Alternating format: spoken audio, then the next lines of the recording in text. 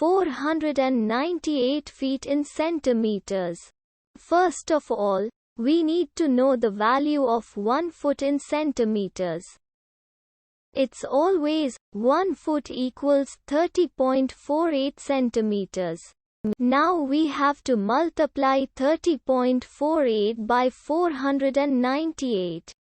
Therefore, 498 feet times 30.48 centimeters equals 15,179.04 centimeters.